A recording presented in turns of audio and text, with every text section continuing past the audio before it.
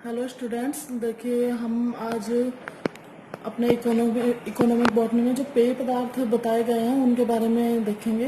तो यहाँ पे हम पहला पेय पदार्थ जो है, पेय पदार्थ का मतलब जो पीने योग्य होता है, ठीक है। तो जो पहला है हमारा है कॉफी। इसके बारे में डिटेल से बात करते हैं।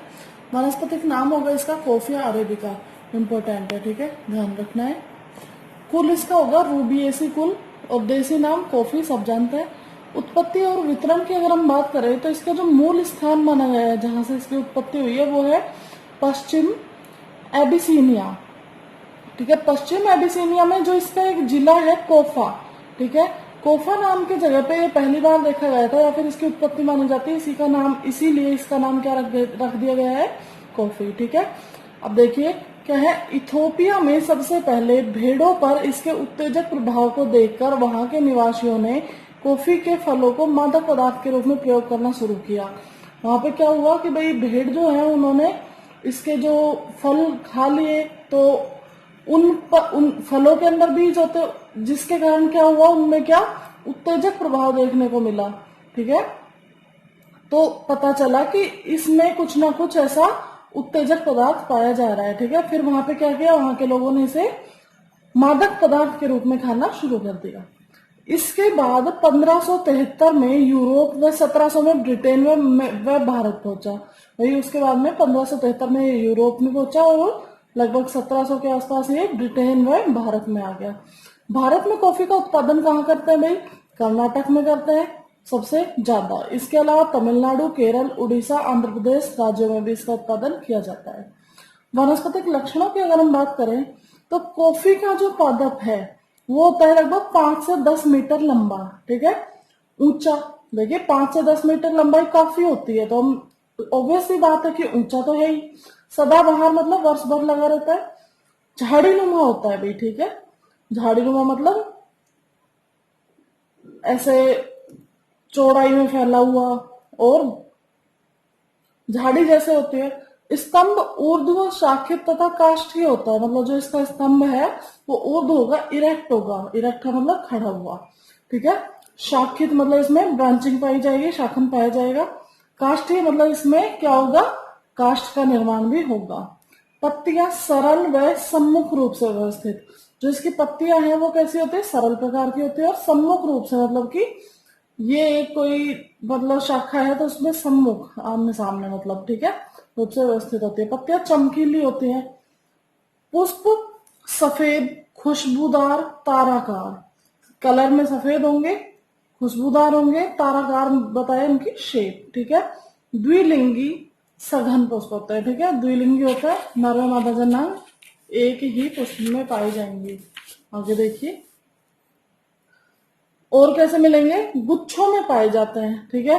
जो पत्तियों के कक्ष से उत्पन्न होते हैं, पत्तियां जो है उनके कक्ष में, कक्ष से उत्पन्न होते हैं, उसमें लगते हैं। फल द्विकोष्ठीय, द्विबीजीय, अस्थिल होते हैं। देखो अस्थिल यहाँ पे क्या है, फल का प्रकार है। द्विकोष्ठीय मतलब जो फल है उसमें 2 कोष्ठ पाए जाएंगे। द्विबीजीय मतलब उसमें 2 बीज पाए जाएंगे। प्रवर्धन देखिए भाई, प्रवर्धन कैसे करेंगे, प्रवर्धन इनका किया जाता है बीजों के द्वारा, ठीक है। बीज बोए जाएंगे और उस बीजों से हमें इसके पौधे प्राप्त होंगे। बीजों का अंकुरण नर्सरी में किया जाता है। बीजों को भाई एक प्रॉपर जगह पे मतलब कि नर्सरी में बोया जाता है पहले, ठीक है। 6 महीने की कॉफी की पौध का वर्षा ऋतु के दौरान प्रत्यारोपण किया जाता है। बीज बो दिया नर्सरी में, ठीक है, वहां पे छोटे छोटे इसके पौधे तैयार कर लिए। अब क्या करेंगे, 6 महीने, लगभग 6 महीने का जब वो पौधा हो जाएगा तो क्या करेंगे, कॉफी की पौध का वर्षा ऋतु मतलब जब बारिश हो रही हो उस टाइम पे इसको रोपित कर देते हैं धरती में, ठीक है। कॉफी की खेती के लिए छायादार, सीढ़ीदार, ढलवा, पर्वतीय स्थान उपयुक्त होते हैं। भाई जो पर्वतीय स्थान होते हैं और जहाँ पे छायादार खेत हो, मतलब जहाँ पे इसमें क्या करता है, छाया के लिए वृक्ष लगा दिए जाते हैं, ठीक है। और सीढ़ीदार मतलब कि पानी भी ना रुके, सीढ़ीदार सीढ़ी नीचे आ जाए। इन बागानों में छाया के लिए बीच बीच में छायादार वृक्ष भी उगाए जाते हैं। क्या किया जाता है, छायादार वृक्ष उगाए जाते हैं ताकि पौधों पर छाया रहे। पौधे की बार बार छटाई की जाती है। जो पौधे होते हैं उनको चौड़ाई उनकी, मतलब जब वो बढ़ने लगता है, उनके उसकी शाखाएं लंबाई में बढ़ने लगती है तो उनकी कटिंग कर दी जाती है, मतलब उनकी छटाई कर दी जाती है। ठीक है। पौधे की ऊंचाई 1 से 2 मीटर तक सीमित। जब इसकी कटाई छटाई कर देंगे तो इसको लगभग कितना रखा जाता है, लगभग 1 से 2 मीटर लंबा मतलब रखा जाता है।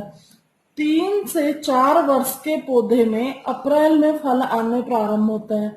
भाई जब ये पौधा, जैसे कि बीज से हमने उगाया, उसके बाद में इसको रोपित कर दिया, अब जब लगभग पौधे को लगाए हुए 3 से 4 साल हो जाते हैं ना, तब उसमें क्या होगा, अप्रैल के महीने के आसपास क्या आएंगे, इसमें फल लगने शुरू होंगे। ठीक है। जो 40 से 50 वर्षों तक आते रहते हैं, मतलब कि हर साल फिर इसमें अप्रैल मंथ में फल आते रहेंगे। फलों को 8 महीने बाद पकने पर दिसंबर में इकट्ठा कर लिया जाता है। लगभग वो जो टाइम होता है दिसंबर वाला, उस टाइम पे ये पक के तैयार हो जाता है, उस टाइम इनको इकट्ठा कर लिया जाता है। अब भाई क्या है कि जो कॉफी है वो मिलती है हमें दरअसल इसके बीजों से। ठीक है।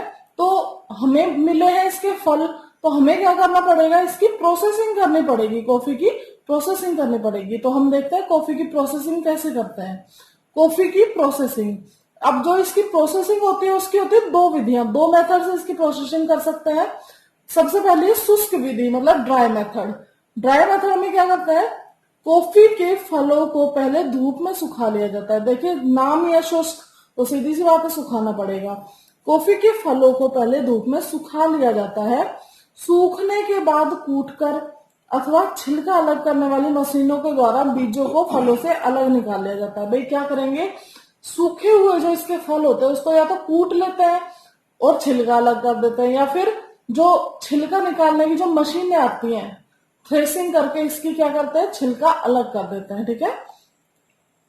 तो शुष्क बीजों को भूनने व पाउडर करने के बाद कॉफी के रूप में पैक कर देता है। भाई जो इसके जो शुष्क बीज होते हैं उनको फिर भूना जाता है, और भून के क्या करते हैं, उसको पाउडर फॉर्म में लाके और पैकिंग कर दी जाती है। ठीक है। आगे देखिए, अगला जो इसका मेथड है वो है आर्द्र विधि। ठीक है। इसमें क्या होगा,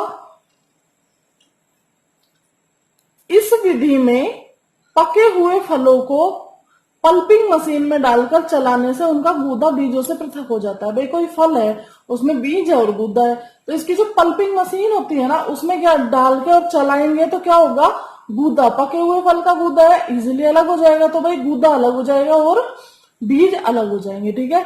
पृथक होने पर जल से धोकर बीज को पृथक कर लेते हैं। भाई जब गूदा और बीज अलग अलग हो चुके हैं, मतलब कि गूदे से निकल चुका है बीज, तो क्या करेंगे, उसको अलग करेंगे, पृथक करेंगे और जल से धो के बीज को निकाल लेंगे। ठीक है।